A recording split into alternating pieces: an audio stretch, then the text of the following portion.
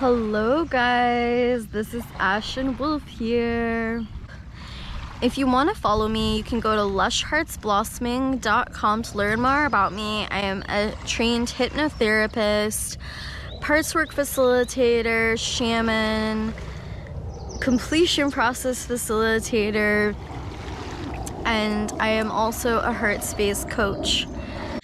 Today I want to talk to you guys about giving up hope, because out of the people that I have worked with who have decided to give up hope are the people that are the most in danger of being caught in suffering that doesn't end, suffering that doesn't get better and can't get better.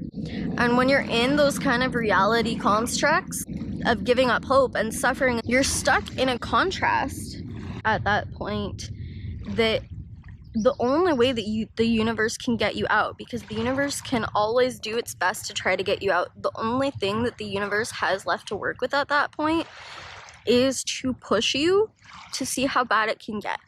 When you've decided to give up hope, you are basically committing to things getting worse and worse for you, because the universe is not a universe that is going to just be okay with that. The universe is not a universe that gives up hope. The universe's number one mission is integration. The universe's number one mission is that I want to get people out of suffering into relief. That's the prerogative of the universe, is to create evolution, and through that evolution to create a deeper awareness within itself and within people.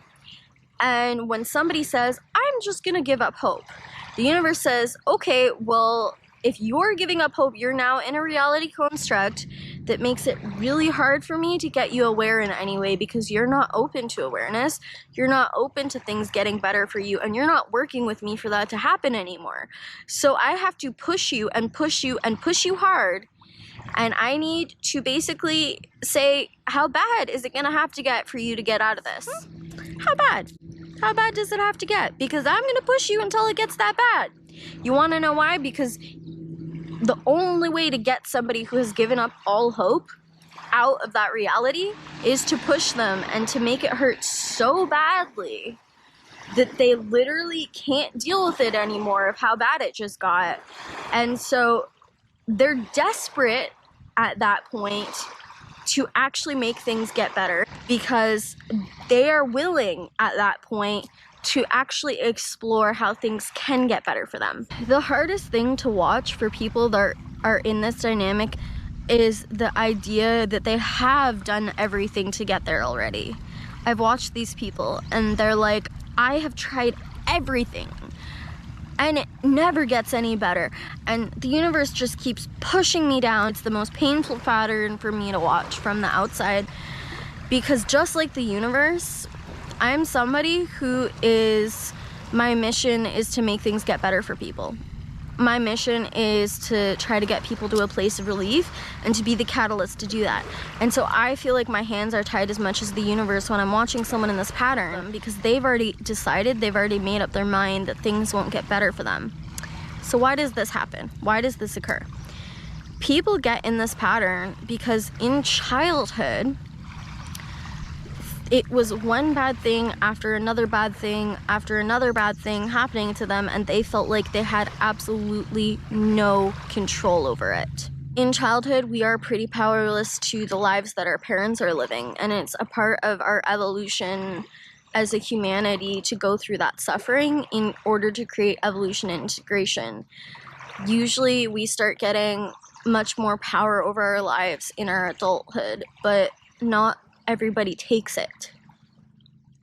People that are in this pattern are basically reliving their childhood experience, where instead of the parents deciding that they're not going to have any power and that they're going to live this hellish life, they've now projected that onto the universe at large.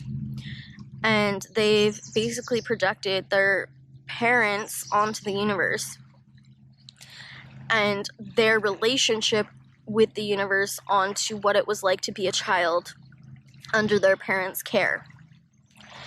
And what happens is that they created a protector part that is actually the one destroying their life at this point.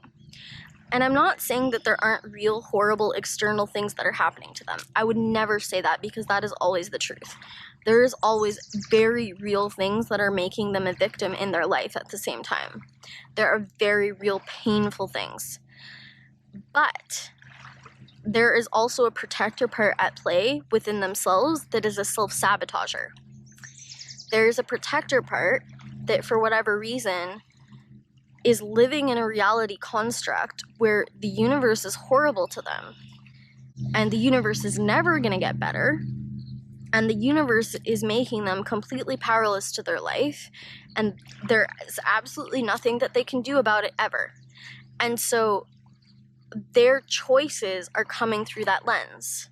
Can you see how that would pose a little bit of a problem if they want things to get better? If they're living their life from a protector part that is convinced it never will, even the choices that they're making to make it get better is really only to validate the storyline that it won't. So everything that they're actually doing in an attempt to make it better is coming from powerlessness to begin with, is coming from a mindset that the universe is out to get me to begin with.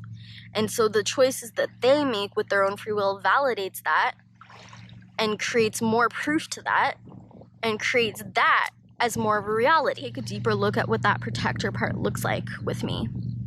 Let's say that Larissa in childhood had an extremely controlling father, and nothing that she ever did was good enough for him.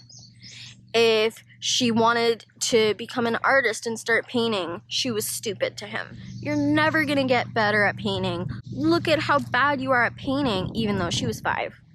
So she created a protector part that started doing this to herself. She started creating a protector part whose positive intention was to control her life and to control herself and to control the bad things that would happen to her. She did this by creating a perfectionist, an internal perfectionist that mirrored her father, that had so much high expectations to the outcome of everything that she couldn't even do anything to begin with. She felt the freest when she was dancing. She felt the most alive because dance for her was a way to experience freedom, a way to experience fun and joy in a sense that she knew exactly what she was doing with every move. It was all predetermined, and she was flowing with her body. Now, because of this perfectionist protector part, she created such high standards for the experience of dancing that made her feel freedom, that instead she decided that I'm not going to dance at all now, because she was so stuck in how perfect that experience had to be, or otherwise it wouldn't be good enough. She wouldn't be good enough. She would have failed, that she wouldn't let herself do it anymore. She created a part that was so controlling of herself and her life. She created such constriction in herself that she could no longer move forward at all. She created such intense constriction for herself that she actually created a part that decided to disassociate. And now she couldn't really get anything done or do anything differently in her day because she had a protector part that was committed to disassociation as a form of self-control. So she has two parts at play here, the disassociation and the protector part that's the perfectionist. The disassociation's job is just to escape life because life is too bad and we can't deal with it. And the perfectionist's job is to micromanage every single aspect of her life at all times, to the point where she can't even breathe. Larissa's being so hard on herself that she can't even take it. This is the reality construct that Larissa is living in. I want you to understand that these reality constructs can be very different from person to person. But the thing that stays the same is in childhood, it was so bad and I had an extremely controlling parent or extremely negligent, or one way or another, I was going through hell and back and suffering with my parents because some kind of toxic dynamic that they had would drag me through the mud in my childhood and make me feel completely powerless. Whenever this is the case, in childhood, we start creating these reality constructs, these protector parts, where yes, the universe is really creating us as a victim in many areas, and we're not truly ever a victim to the universe, but it definitely feels like that, and there's definitely bad things happening where we are in reality really the victim. But we have a self-sabotager and we have a protector part that is actually participating in the choices that we're making and in our viewpoint of not seeing things being any differently. So the thing is that if we want our life to get better, we have to do shadow work. You are never ever in a reality where things can't get better for you. You can never go so far off course that things can't get better for you. That's not a reality. That's not a thing. All it is a construct, a perceptual reality, a perception, a blinder, where you're looking at the world in a very linear sense towards, I'm screwed.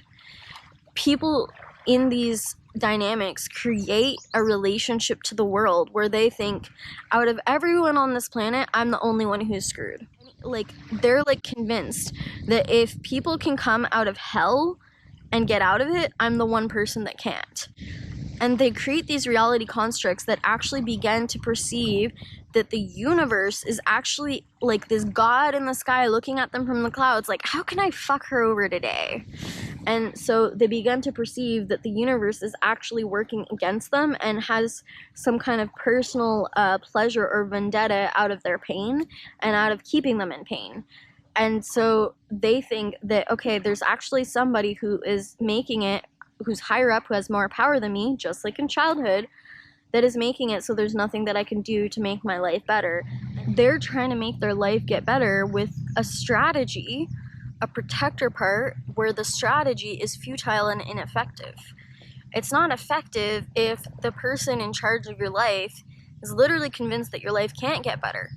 If it's literally convinced that it can't get better and life is against you and there's some God in the sky that is taking a sick joke out of you being in pain, then we are convinced that things can't get better, and therefore every action we take, every choice that we make is going to be from the lens of that protector part, and therefore we're going to be making the wrong choices, we're going to be doing it in the wrong way, and we're not going to be making our life any better.